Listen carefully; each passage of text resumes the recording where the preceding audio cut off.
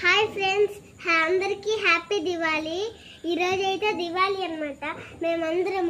మేమైతే ఇలా చేసాము దివాళీ. మీరు ఎలా చేసుకున్నారు నాకు కామెంట్లో లింక్ పెట్టండి.